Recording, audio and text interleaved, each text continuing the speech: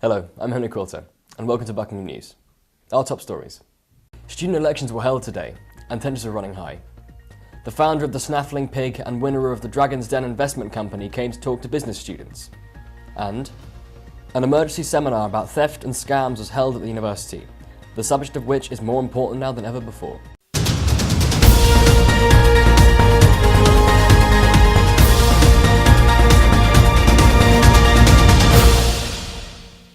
The Buckingham Library hosted a talk about scams and the vulnerable adult. The talk was provided by Senior Trading Standards Officer Chris Holden. Anna Dennison reports. The Senior Trading Standards Officer, Chris Holden, gave a talk at the Buckingham Library last Thursday.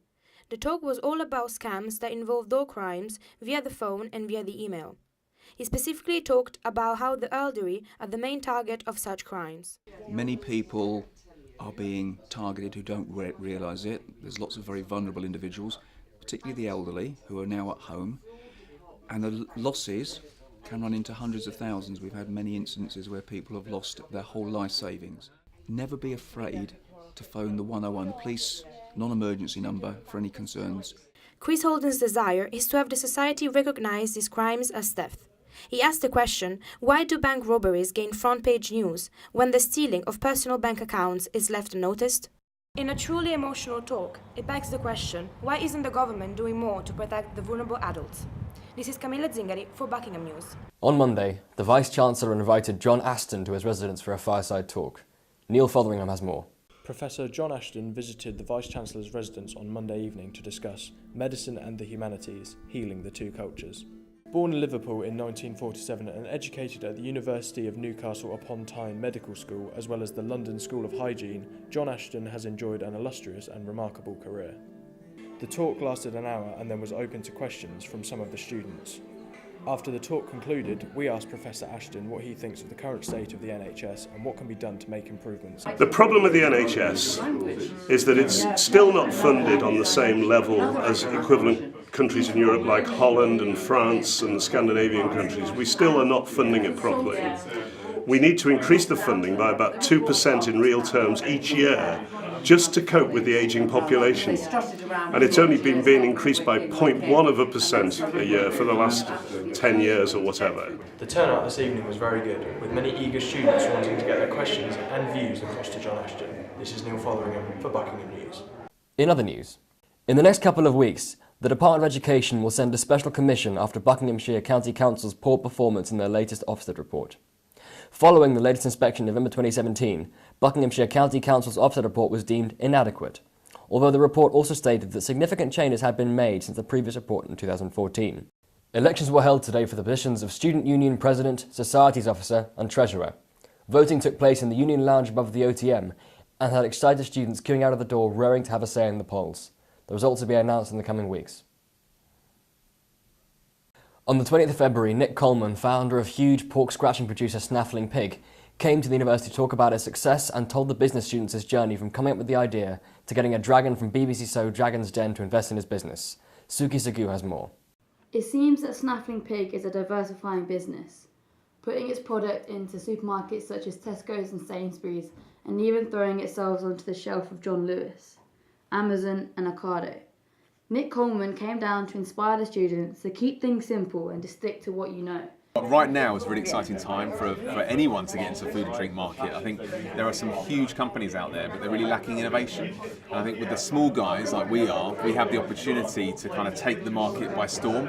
And the big supermarkets are looking for innovation, and that's exactly what the small guy can offer. So now is literally the best time to get involved.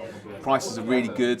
There's great access to information online. There's great access to kind of staff and skill sets. So just give it a go. Today's talk was to show the students to keep their business ideas simple. That is the way forward. That is the way to create a good relationship with their customers. This is Suki Sagu for Buckingham News. And now over to sport with Matt Harris. Thank you, Henry. Tuesday night, the Barons took on the Bracelet Warriors for the third time this season. Sophia Rook has more. Play began slow last night as the Barons went up against the Brackley Warriors for the second time in a row. Although the ball changed hands frequently, neither side scored a basket until well into the first quarter when number 4 broke the curse. Despite a second basket by Nzenwa, the Barons just couldn't pull away, with the opposition countering any baskets scored by the home team.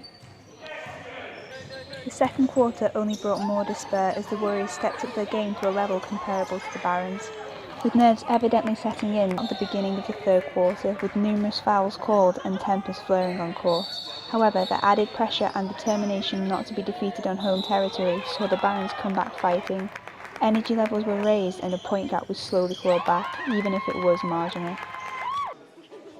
The double block in the final quarter signalled one final effort by the home team to steal back their league dominance. As tactics finally came together and team cohesion grew stronger, intensity increased, leaving the Warriors stunned and unable to counter. The Barons finally began to pull away and establish their lead. Unfortunately, it was just a little too late to be anything but mediocre. The Barons better step up their game if they want to maintain top position. This is Sophia Rook for Buckingham News. Sunday evening saw the MK Lightning take on Fife Flyers in an Elite League fixture. Philip Johnson has more. Sunday evening's game saw the MK Lightning take on the Fife Flyers for the first time this season, despite having only 2 home games remaining. In his usual style, Captain Kevin King was first onto the scoreboard with an unassisted goal from an intercepted pass. Later in the same period, forward Alex Forbes was able to make it onto the tally, scoring his first home goal.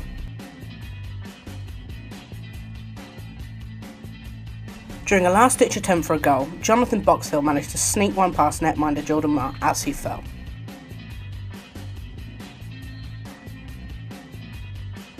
Down but not out, Flyers player Charlie Mosey was able to pull one back a mere 40 seconds after the Lightning had pulled away to 3-0.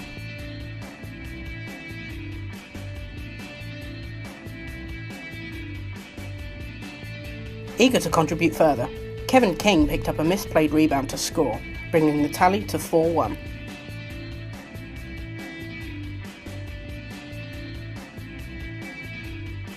Lightning would score one final time, with Denny Kearney credited with the goal, but the Fife Flyers would not go down without a fight. Flyers forward Carlo Finucci scored halfway through the final period, but the effort was in vain as it came too late to change the outcome of the game. The scores at full time were MK Lightning 5, Fife Flyers 2. This is Philip Johnson for Buckingham News. And now back to the studio. Starting from Monday the 5th of March, we have been celebrating National Pie Week. With new research revealing that British people enjoy the pastry at least once a fortnight, we explore how we became such a pie-crazed nation with our very own Kirsty Thomas, showing us how it's done. These medieval pastries were made using fats such as lard and butter. They were also known as coffins due to their flat basket-like appearance with lids. You will need 1 lime, oil, 1 onion, tomato puree, all-purpose seasoning, gravy granules, 300 grams of mincemeat, 250 grams of plain flour, mixed vegetables, and 1 egg yolk. Mix your flour and water in a bowl and knead until a dough is formed. Put it aside to cool for 30 minutes. Put the onion in an oiled pan to fry. Cut your lime in half and squeeze it on your mincemeat, then wash it out with water.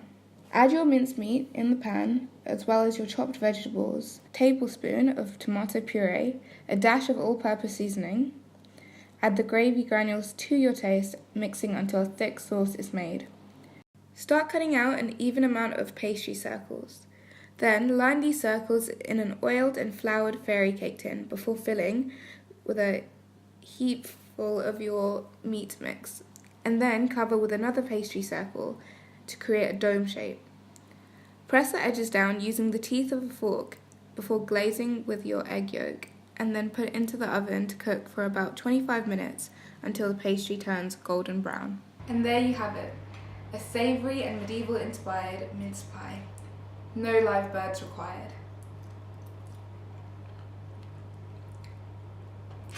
This is Kirsty Thomas reporting for Buckingham News. Thank you for watching Buckingham News. We'll see you next time.